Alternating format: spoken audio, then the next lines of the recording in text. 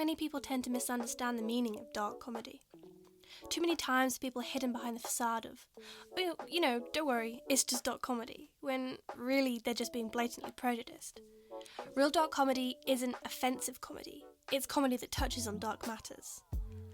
But, I'm not here to lament on the morality of comedy. I'll honestly get far too angry if I do. Black comedy, sometimes called gallows humour, is a style of comedy that makes light of subject matter that is often considered too taboo or hard to discuss. This includes matters such as death, prejudices, and social injustices. Most dark comedies don't glamorise or romanticise these issues, but rather make them easier to discuss, in a hopefully unproblematic way. Though the term black comedy is a rather recent one, the style of comedy can be seen throughout history. However, we can see the rise of darker humour in the 21st century. Perhaps it's because we're becoming more aware of the bad things in the world, and using humour as a coping mechanism, as we've always tended to do.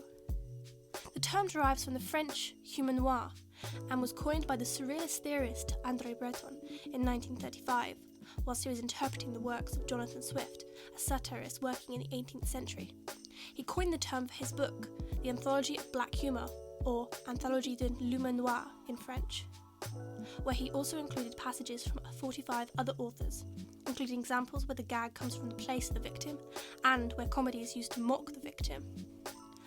And of course, our problematic fave Freud has something to say. The ego refuses to be stressed by the provocations of reality, to let itself be compelled to suffer. It insists that it cannot be affected by the traumas of the external world. It shows, in fact, that such traumas are no more than occasions for it to gain pleasure. Whatever you say, Sigmund. The sad clown trope is one that I've admittingly never been a fan of, but I've always understood the charm. An insecure person hiding their sadness through humour. We've all been there, figuratively laughing through the tears. In fact, many people who are struggling with their mental health will resort to humour as a coping mechanism, whether it to make light of their struggles or an attempt to ignore them altogether. This trope is often seen in film, including the somewhat controversial and somewhat lost 1972 film, The Day the Clown Cried. And 2019's The Joker, but I hate that film, so I'm pretending it doesn't exist. It can also be applied to celebrities, linking the idea that good art must come from suffering, which is a whole other can of beans. I hate that trope, I will not be discussing it. It can be applied to many famous comedians, including Chris Farley, John Belushi, Gene Wilder, and Robin Williams. It's sad to think about, but at the same time I find it wholly relatable. Rarely do we see true dark comedy come from someone who doesn't understand what they're joking about. Perhaps not a conformer to the sad clown stereotype, but certainly a man that made films pertaining to subject matter is Charlie Chaplin. His films waged war against society, using comedy as a way to make these issues more accessible. Chaplin is often compared to Keaton, and a comparison I've seen is that Chaplin's films more explicitly deal with real socio-political issues. And on the surface, sure, Keaton's films do appear to be rather whimsical and without social commentary. And this is nowhere near a problem. I like escapism as much as the next person. But recently, I found myself binging many of Keaton's films, and was surprised by the frequent dark jokes he actually makes in them.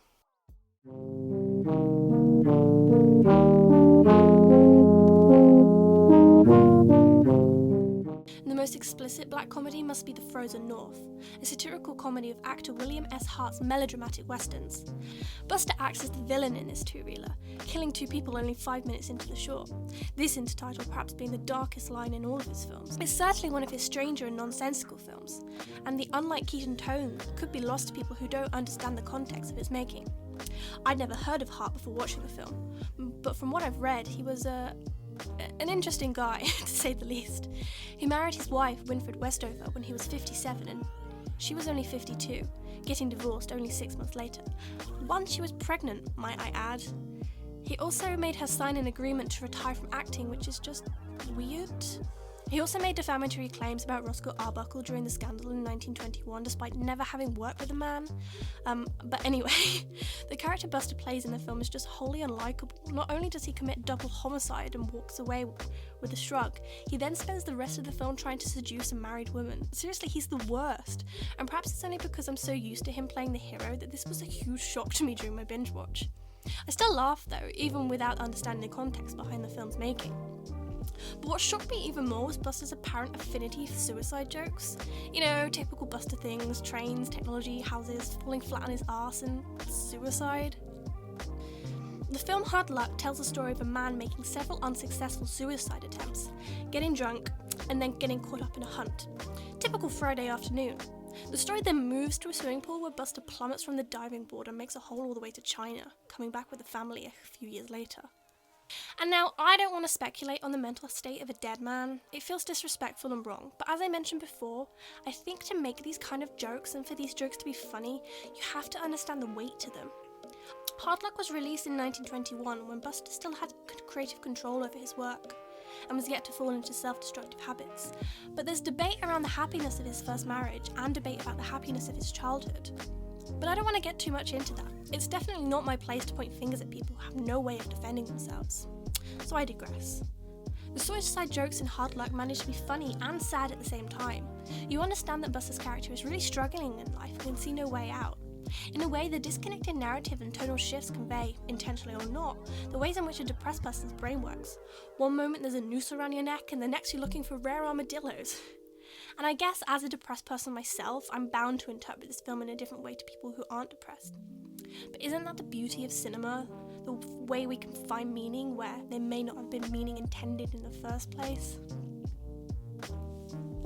This isn't the only Buster too real to deal with suicide. At the end of his 1922 film, The Electric House, Buster attempts to drown himself, and thankfully doesn't succeed. It's very out of the blue, and again took me by surprise. His reasonings for this spontaneous suicide attempt aren't as solid as they were in Hard Luck either. He gets given his diploma, is rejected by the pretty girl, and that's it, really. Kind of relatable though. Daydreams might be the darkest in terms of suicide jokes. The film begins with Buster asking a girl's father for her hand in marriage, but the father disapproves. Buster then says the only logical thing. He will try to get money, and if he fails, he'll kill himself. And the kind father offers him his gun. Yikes. Buster fails at keeping any job, sending letters back to his girlfriend who largely misunderstands them. The ending sees Buster holding a gun up to his head, and for a moment I thought, oh my god, wow, he finally did it, but no, he missed. And neither Buster nor his girlfriend seem to be bothered about this at all. In a way, Daydreams is a commentary on capitalist society and the way it can drain one's soul. That, or I'm reading too much into things again. This got me thinking more about Buster's other films and the dark comedy they imply. In The Haunted House, Buster literally dies and apparently goes to hell, which is hard to believe given how, amazing and wonderful Buster was, but I digress. Even the ends of more of his light-hearted films, like One Week and The Boat, could be argued to be rather cynical ways to end a film. The characters have lost their homes and seem to be walking off into nowhere. There is a darkness that underlies many of Buster's films, and upon finding this darkness, I'm even more enamoured with this funny little guy.